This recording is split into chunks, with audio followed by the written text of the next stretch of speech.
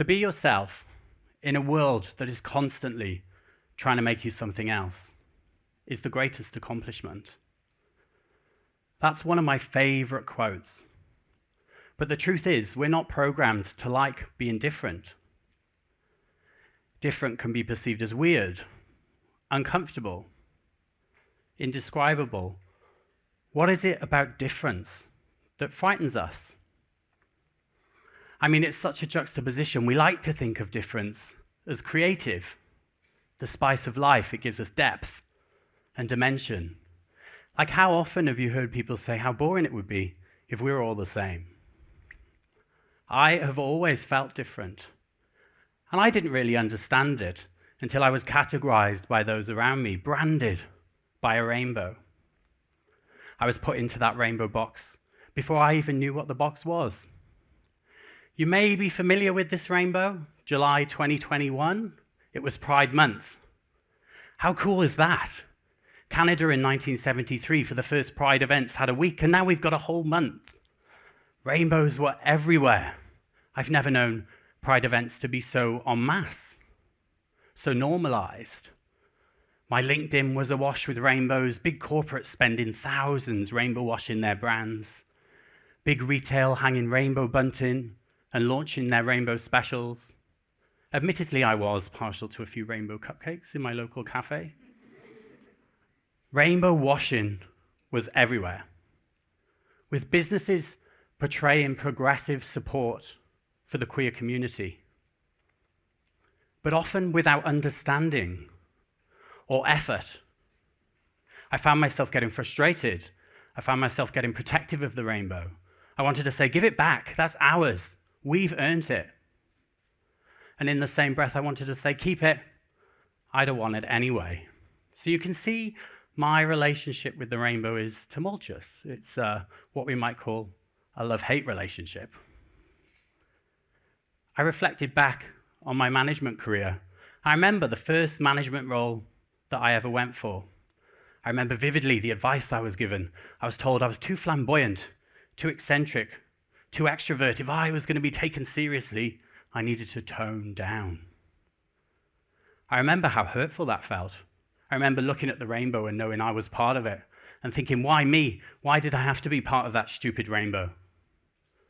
Luckily, I'm quite a stubborn person, so I went to the interview as is, considered the advice as noted, and I got the job anyway. But I still remember what it felt like being critiqued for being me, being branded as queer. Fast forward 20 years, and I've managed different teams in different businesses. I've consulted with organizations on diverse and inclusive strategies. But me and myself, 20 years on from that interview, I'm still stuck at being conscious of being different. And I'll tell you why I'm stuck. I'm stuck because every time we want to go to work to be our authentic selves, to fit in with everyone else, where queer isn't noticed, the corporate world drops in a reminder that we're still very much different. Queer different, weird different. Whether that be an argument a business is having about a quota for hiring queer colleagues, or the legal right a business has to be able to choose to discriminate against us. Whether that's the latest office poll on whether we should have gender-neutral toilets, or the casual conversation with a colleague about why we don't have straight Pride Month. But the fact of the matter is that being forever conscious of being different is exhausting. The continuous reminders take their toll. Now, I'm not going to bombard you with statistics, but there are just two that I want you to consider. So Beyond Blue, they completed a raft of studies.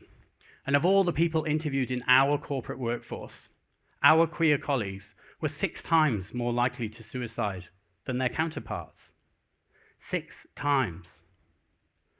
Our transgender colleagues were 15 times more likely to suicide. 15 times.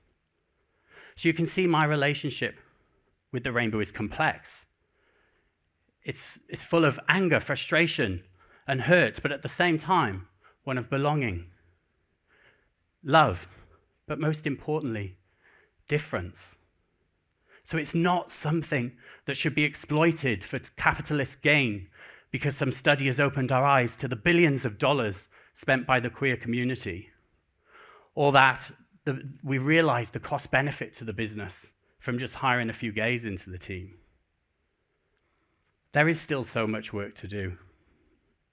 A friend was telling me a story, and picture this. So you consider yourself non-binary, not that you need to declare that into the world. Imagine that you're walking into a store to do some shopping. You go to the men's section, there's rainbow flags everywhere, you're looking through their Pride specials. You're shopping in the men's section, you've always worn men's clothes. You go to the changing rooms, you go to try on the men's clothes, because how weird would it be trying on all the men's clothes in the women's, right? You get to the doors, there's Pride messaging on the doors. You go to enter and you hear a voice. Excuse me, madam, you can't go in there.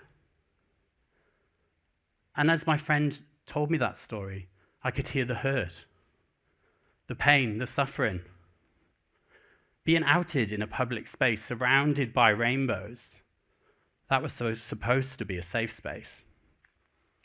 And I thought about the education I wanted to give you all today, how I wanted to tell you all about how to be a good ally. But then I realized it's not about us and them. It's not about me telling you, it's about all of us opening our mind to the difference that we all have to add. It's about all of us being able to have a color in the rainbow. All of us having a letter. I'd love nothing more than for it to be LGBTQIA+++ till we need more letters in the alphabet. We can all have a Pride Month as long as the intention is right. So what can we do about it? I mean, there is a positive side. I work with some amazing businesses, and I reflected on the most thriving and inclusive businesses that I work with.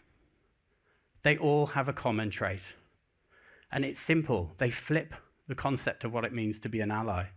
And I don't mean being an ally as just being respectful, seeking to understand, listening, empathy, because that's just being a decent human, right? The businesses that I work for that are amazing and inclusive are the ones that break down barriers so it isn't about us and them, it's about all of us. The ones that put up rainbow flags, not to tick a diversity box, but to amplify the voice of every individual in that business. And they celebrate that difference. They celebrate the uniqueness. They celebrate what they bring to the table.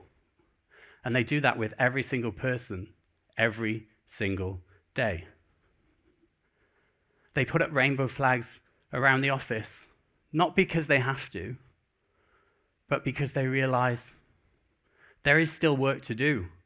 We are not equal.